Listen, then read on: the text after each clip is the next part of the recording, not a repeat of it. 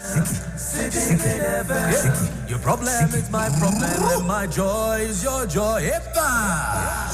This is 93.7 Citizen FM. Abuja.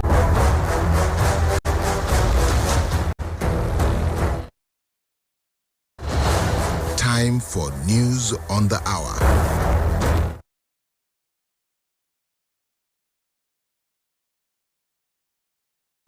Nigerian government vows to rescue trapped Nigerians in Sudan. NAPTIP and others call for more action on irregular migration.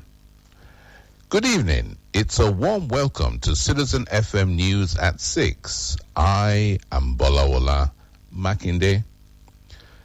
38 days to his exit from office, President Muhammadu Buhari has pleaded with Nigerians whom he must have hurt in the course of his duties to forgive him. The president also thanked Nigerians for tolerating him in the last 8 years while he steered the affairs during his final Salah homage by residents of the Federal Capital Territory, FCT, led by FCT Minister Mohammed Bello. Buhari hailed democracy as the best form of government, saying that without it, he could not have become president after already serving as military head of state.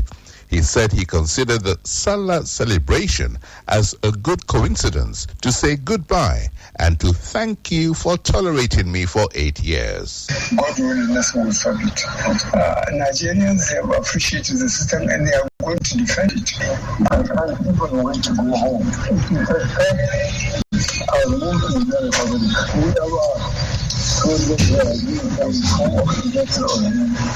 We are all human.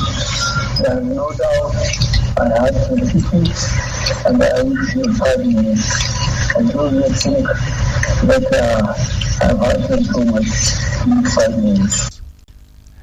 Eid al-Fitr messages by political and religious leaders are still dominating media space as Muslims celebrate the end of the Ramadan fast. Governors and other prominent religious leaders all use the occasion to call on Muslim faithful to pray for the unity of Nigeria.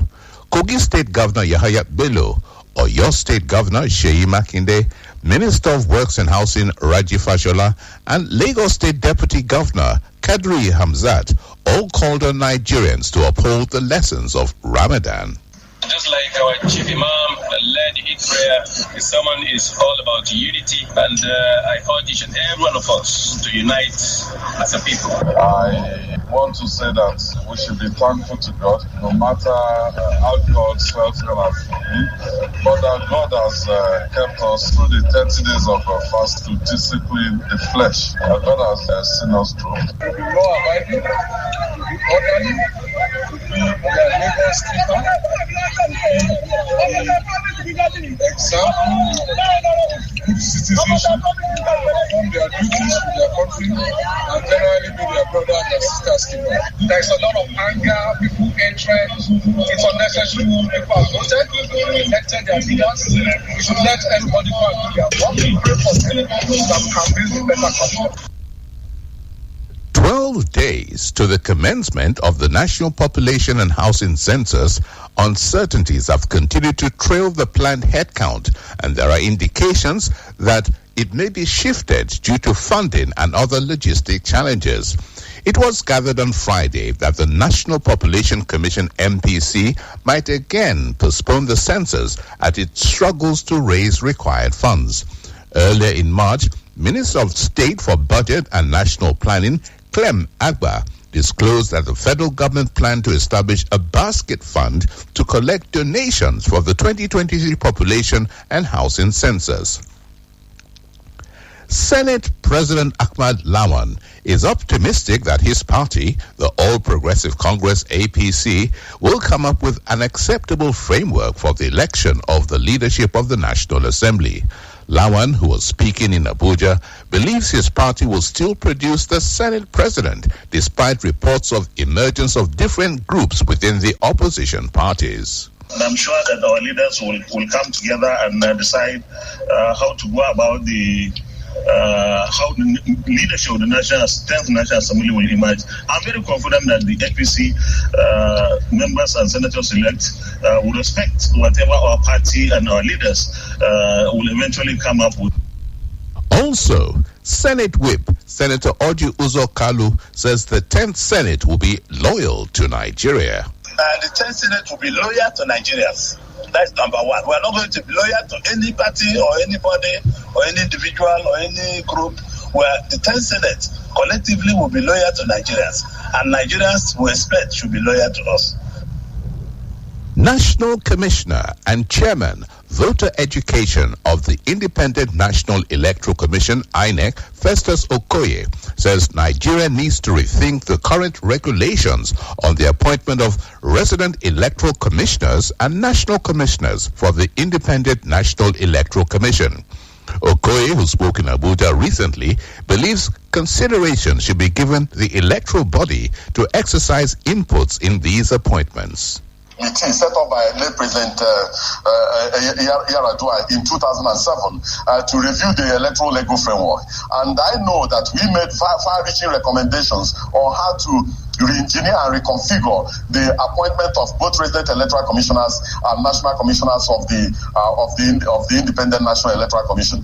I believe very sincerely that we must have a framework that allows the commission to have both to exercise the power of appointment and the power of discipline of resident electoral commissioners. If you had the resident electoral commissioner for Adamawa State kept on telling the national commissioners that were deployed to Adamawa State that the way national commissioners were appointed was the way he was appointed, and that the way national commissioners are removed is the same way he is removed, and that is not answerable to the national commissioners because he was appointed by the president. And I think that we cannot have that type of situation. But what he did is just an aberration. I know we have very fine resident electoral commissioners in various states of the federation, and they know the extent of their powers, and they have been conforming to the duties assigned to them by the commission. And so I want to view his behavior as an isolated event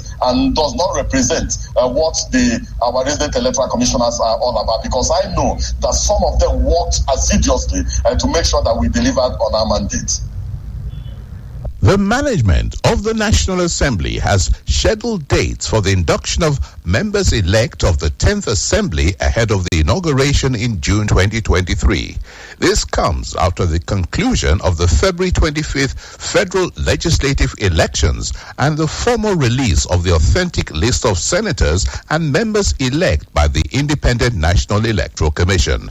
The management's Secretary, Research and Information, Ali Barade Umaru, who doubles as Chairman, Subcommittee on Media and Publicity, in a statement on Thursday, noted that it is fully prepared for the exercise.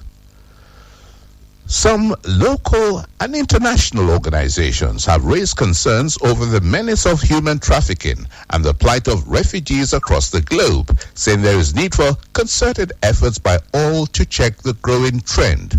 The concerned organizations include the United Nations High Commissioner for Refugees and the National Agency for the Prohibition of Trafficking in Persons, among others. They made the call in Ijebu-Ode, Ogun State, during the premiere of a film, Dangerous Hope, which seeks to enlighten and sensitize vulnerable and other people of concern to the dangers of irregular migration. Calling for an attitudinal change, increased knowledge and awareness for potential traffickers, they sought necessary tools and assistance that could help survivors reclaim their lives. In sports, Minister of Youth and Sports Development, Sunday Dare, has announced the temporary closure of the National Stadium, Surulere, Lagos, due to the collapse of a floodlight mast. Dare made this known in a statement after inspecting the collapsed floodlight mast. Dare had paid a scheduled visit to the stadium Friday, promising to make his stand known after due assessment.